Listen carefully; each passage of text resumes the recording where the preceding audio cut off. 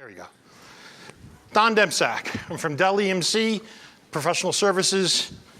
Our website, it's a non-branded website, codedpipelines.io.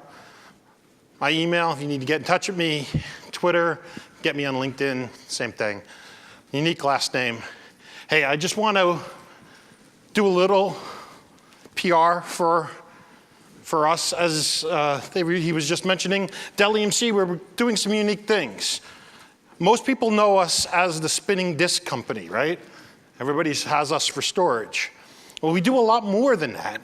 And I joined DMC 6 years ago when they were realizing that there was this cloud revolution going on, and they really needed to get into the application space. And so these are some of the things that we do. They are the ones that are in red are the things that this talk will brush up against. This covers a lot of material. There are a lot of different services that we wind up doing as part of this.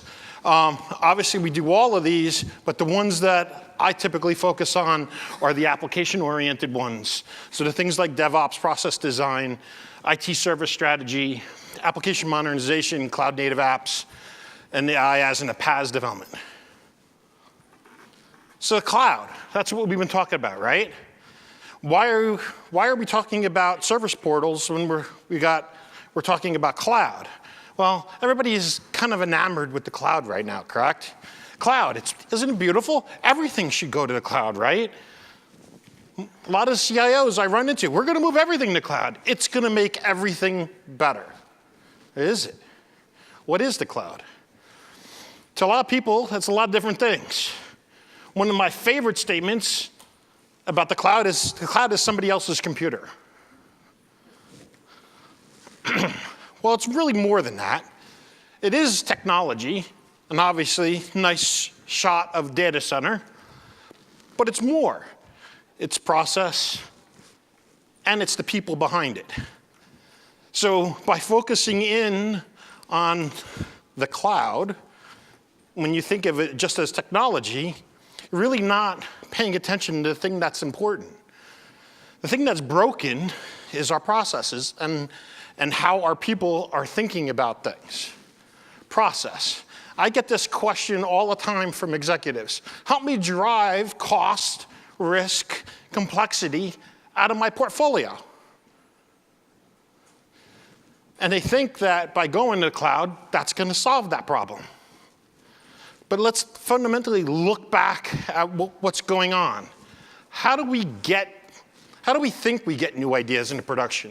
I'm sure everybody here has something like this, some standard governance document that says, this is how we do software delivery. I dev code, I push a build, drop it in an artifact repository, somebody does some deployment, and we go ahead and monitor it. Well, truthfully, what's happening is you have a bunch of developers or a provider who throws over the wall the deployment package, and a bunch of middleware, sysadmins, infrastructure admins, service ops folks have to catch it and deploy it.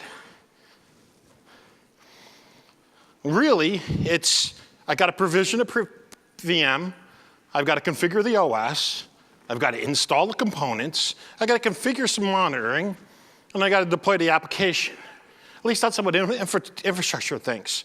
But you got more. Developers have to check in code, they got to compile, they got to build, they got to do some unit testing, because yeah, we've got to make sure that whatever we're doing is supposed to do what we think it's doing. So we got some code analysis, make sure that we're getting some better quality code out there. You got some functional tests to really make sure that the business objectives of the code is going on. Integration tests, security tests, compliance tests, user acceptance tests. Shoot, that's a lot of stuff. And it's all very manual. Development team, hey, I got a new release. Let's call the release team, or let's submit a ticket to the release team and they're going to do their thing, and they're going to have to submit a ticket to maybe the middleware team, and maybe it will submit a ticket to the testing team, and nobody's really talking to each other.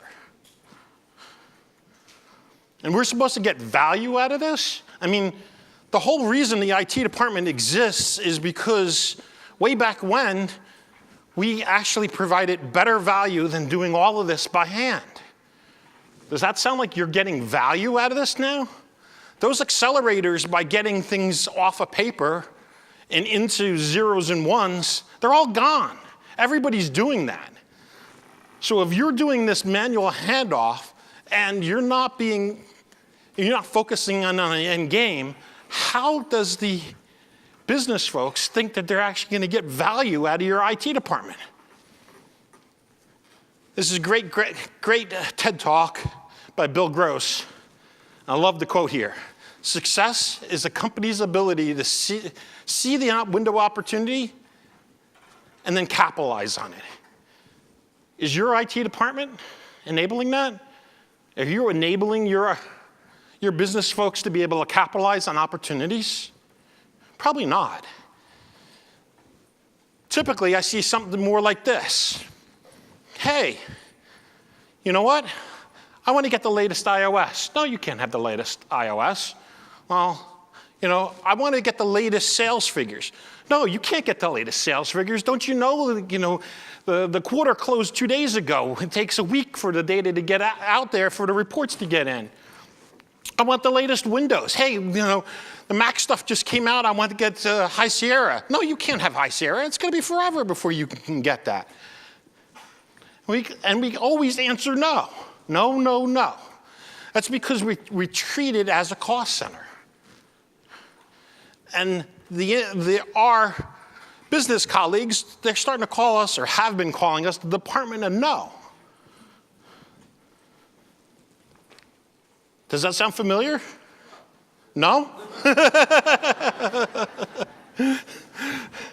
So you're all in AWS, or you're all in the public cloud, and you're doing great, and this isn't a problem, and you're here because why? It's an attaboy?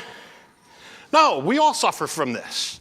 But the first thing to learn to get out of that thought process of no, you have to learn one simple word. Yes.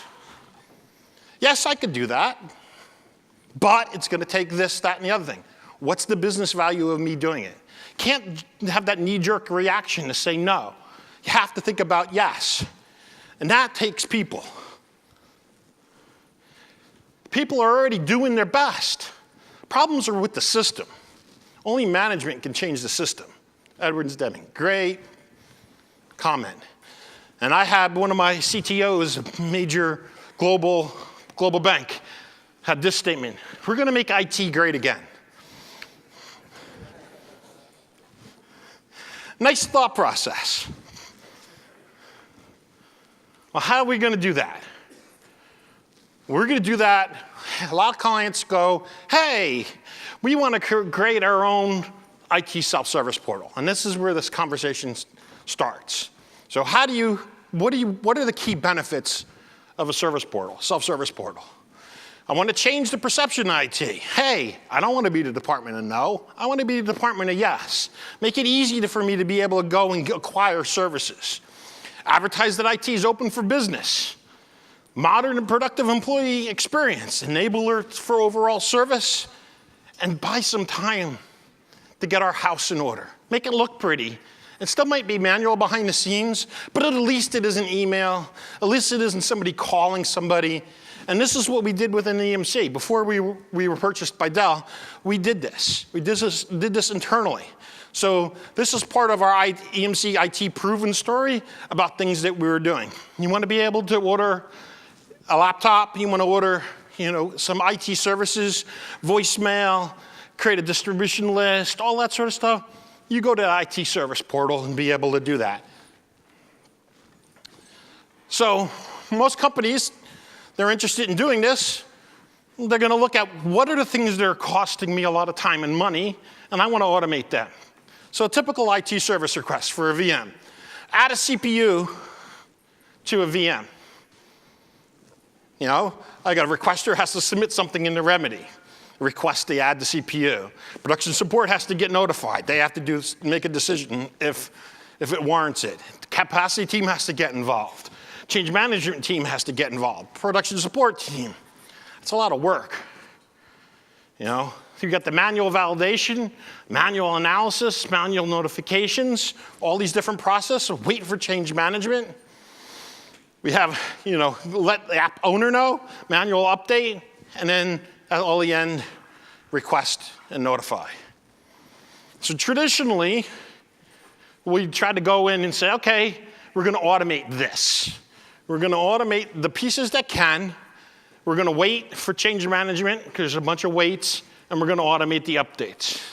And this is what most IT portals have been doing, IT self-service portals have been doing over the years. So it's the IT store, wave one. I like to call it wave one. Improve the way that employees learn about, shop for, and attain IT services. You know, create a service catalog of services. Wave two, hey, that worked well. Let's improve upon it, hit our business goals. So let's make it a little bit easier. Let's get some feedback. Let's make it more shopping-like, more consumer grade. Make it feel like Amazon. Put comments up there so people can rate the services and things that were good and bad. Because in the end, you're selling. You're selling your services to the internal customers. Got to treat it that way. But truthfully, that IT store wave one, typically it was used to order VMs. And they've enhanced, we kind of improved upon it. Instead of ordering VMs, we ordered environments. Better, but not perfect. And you think about it, this lets me buy the ingredients. This lets me buy recipes. Great, I can go up, I can create these recipes. Am I accelerating? Am I going faster? Yeah, I'm going faster. Is it the best it can be? Nope. So where do we go from here? Does this all sound familiar to you? No? Who here who has a company that doesn't have an IT self-service portal? Anybody? Everybody has a self-service portal. If you don't have a self-service portal, you should be looking into one. You can jump through wave one and wave two and start to go into wave three.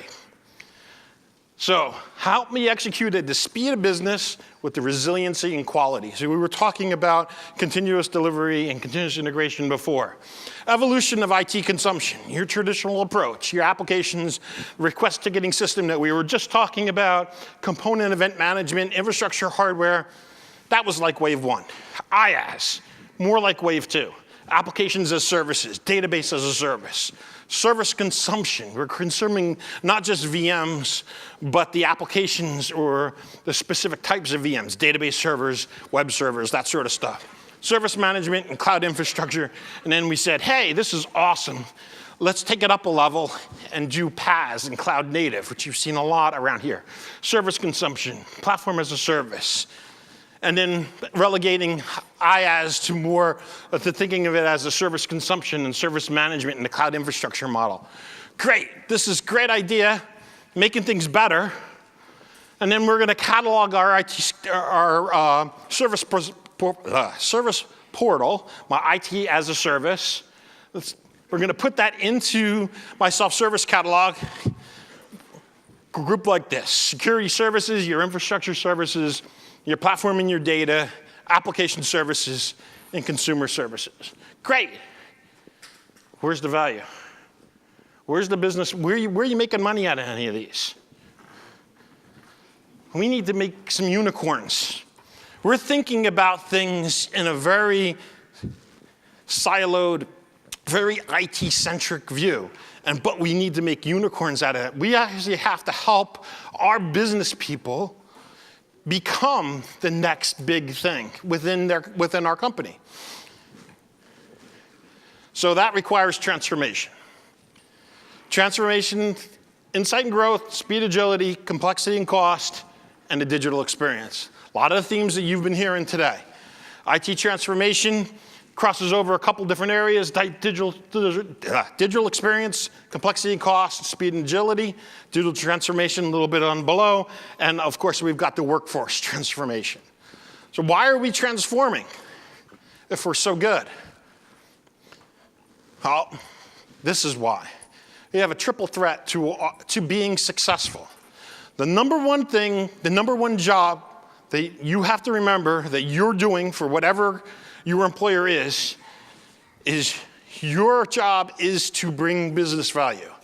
Your job is to make it easier to get new ideas into production. That's our job.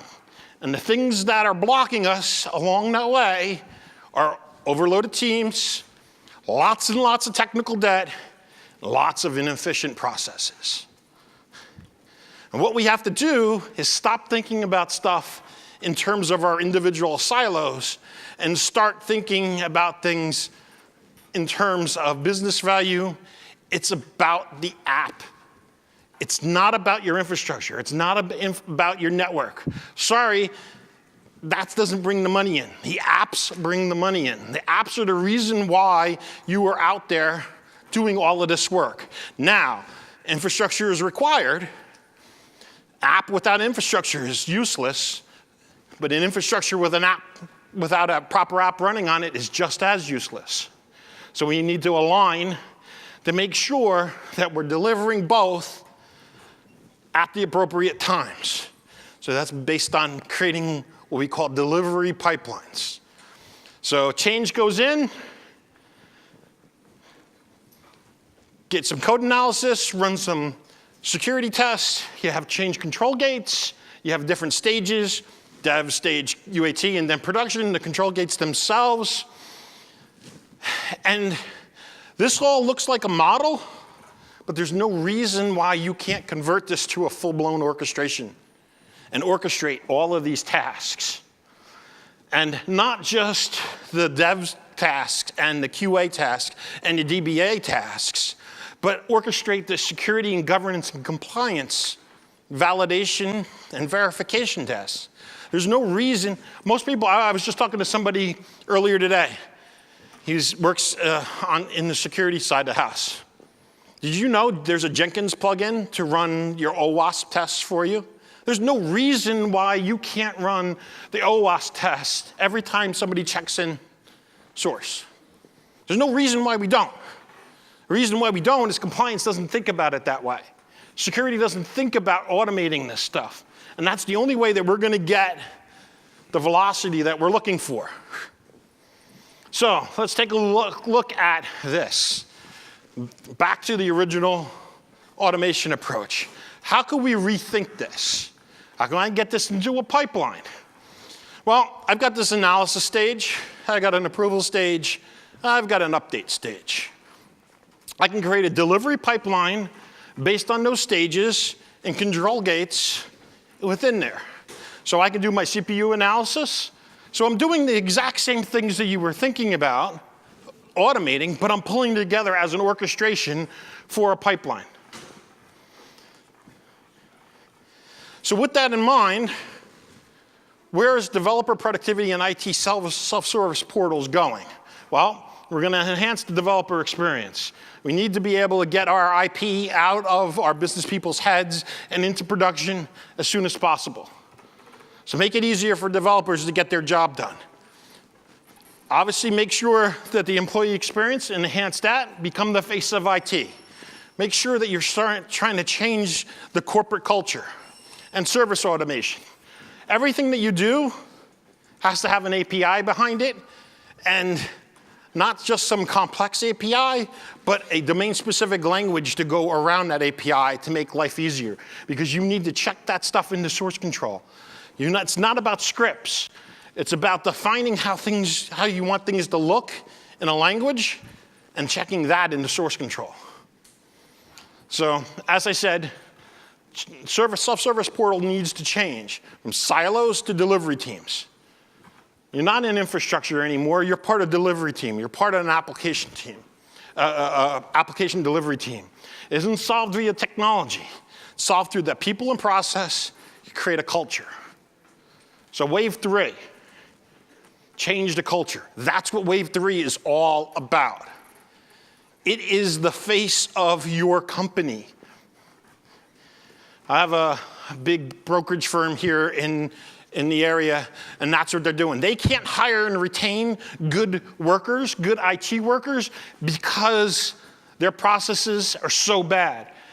So they are putting this in front, and they're building this out on purpose to hire and retain, because from a business standpoint, they can't compete without good IT workers. So harness the power of Agile, not just in development, everywhere. Focus on flow of changes. Getting that VM stood up is awesome. Getting that environment stood up is awesome. That's great for day one. What happens day two when they need to make a change? Bake that in. Embrace continuous improvement. Everything that you're doing will always change, and always look at improving upon what you're doing. And then anything that isn't in production is a science experiment. Stop the analysis paralysis. Oh, I've got to go out and go find the best CI tool. No, pick one. See if it works. Get it in production. If it doesn't work, pick something else. It's fine. So instead of ordering environments, we're ordering pipelines. Not just pipelines, we're ordering factories. That's what the business is looking for. They want to be able to churn out new ideas.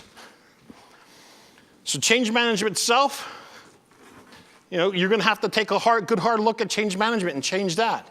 Policy as code. Get your policies out of Word documents and into executable verification tests. Get real-time verification data. Use lean change management. The lean and the agile world is now embedded in the organizational change world. Really? I thought lean and agile was an IT thing. No. Org change management? Really? Didn't know that. And this is how we think about components as part of your application delivery pipeline. I break things down into this. I have my deployment artifacts. I have my configuration management, how those VMs get spun up and configured. My infrastructure as code, my templates, how all of the environments are pulled together, the orchestrator of orchestrator, tool that goes ahead and orchestrates everything across all the various tools that we have, and a productivity hub. And they're all doing that within the guise of one thing, getting new ideas into production. That's what we're supposed to be focused on. So how do we do that? Well, we still have to look about org change management. Well, this is a human change model. We used to change thinking to change behavior, distribute and then inspect. Mode 2, modern world, change behavior to change thinking. How do we change behavior? We give them better tools. We give them things like an IT self-service portal they can do. Prove and then radiate. Have an application-centric model. Folks who sat in my session yesterday saw this in gory detail. I'll give you the abbreviated TLDR. Application's more than just application code. It's the quality, the metrics, the tools, the teams, the architecture, the process, the policy, and the infrastructure to get that stuff up and running in production. If you don't think about it holistically that way, you're missing the picture. It isn't just code, it's everything that is involved. And from there, we drive out the enterprise best practices, we drive communities of practice, and we do everything through dashboards and productivity hub. So lots of stuff out there for developer dashboards. Why isn't that part of my self-service catalog? If that's the face of IT, why isn't my developer stuff in there? Why do developer dashboards and developer tools, the user experience, look like hell? They should be consumer-grade quality stuff. You shouldn't be embarrassed to go to a portal and go order a VM and look how antiquated that VM is. It gives the perception that the IT department isn't important. That's a problem. Your IT department is supposed to be your innovation center, not your cost center. So you have to spend the money to be able to make sure that your service catalog, which is where you're probably going to order your conference call numbers and all that sort of stuff, which has a great user experience, should be the same as your developer portal. And that developer portal should probably be baked into it. And so this is an example of what I'm talking about, something that we've done at Dell EMC. Project setup. This is all stuff that I would normally think that would be in a change management database. But we're capturing it as part of the self-service portal. Why? Because I need all of this information to build the pipeline, to build the application that the folks are looking to build. Pick your framework. Pick your project type. Give me a project name. Give me a project key so I can go charge back and handle all that stuff. Give me a description. Give me the business unit. What the heck is this for? Now give me the components, and I'll give you a list of things. I'm not going to force you to go pick one tool. I'm going to have a bunch of tools, because most enterprises have one of everything anyway. Don't pretend that it doesn't exist. Let's bake that in. Pick your deployment automation. Pick your issue tracking. Pick your artifact repository. Pick your release management. Who cares? But all of this stuff needs to be put together so that I can build a pipeline based on it. And hey, then I can take all of this data and mine this data to find out what the new projects are being built on. Where's my source code management? Have that set up. We'll get my user in groups for access to all that stuff. And then we're ready to roll.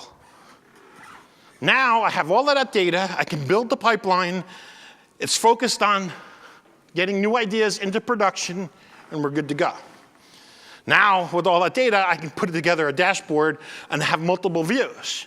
This is a view for a developer. And he's working in the location finder project. You know, he wants to know what was the latest production release, how's the health of my pipeline, who checked in what recently, what's going on in the activity and the tasks that are at hand. How about the environments? Why can't I just link to my environments? I had so many, as a developer, I'd have bookmarks for each of these things. I shouldn't have bookmarks for these. I should have a portal to be able to make it easier for me to do that. From a management point of view, I still have all that data. Now I can roll it all up and manage it, which is great. So, that was a lot to take in. But what we're really talking about is to create a continuous delivery culture. What are you thinking you need to do? Create that sense of urgency. Because the truth of the matter is, if you're not worried about your job, you should be. You're not worried about your company going out of business, you should be. Help them. Create a guiding coalition. Develop a vision and strategy. Build an automated application delivery pipeline MVP. It's not that hard. Pick a product. Like Jenkins, it's free, go use Jenkins. No, I'm an Atlassian shop, I want to use Bamboo, go ahead. No, I'm a ServiceNow shop. Use ServiceNow, I don't care. Pick some, whatever you have. Generate some quick wins. Empower some action. And then anchor those new approaches in the culture itself. Now, I've seen this happen in individual application delivery teams, but it's hard to get out of the delivery team. It gets stifled at the enterprise level. So it takes more info. Consolidate those gains, produce more change. That's basically it. So starting tomorrow, what will you be doing to create value faster? Because that's your job. That's the IT department's job. How do you validate that whatever you did helped create value faster? If you can't prove it, it isn't real. Measure it. And then go ahead and share that success with other teams and other departments. It's great that you got it working in your application and your little unit is kicking butt. Well, now it's your obligation to get it to the rest of the enterprise. And then codify that and put it in a platform. Thank you.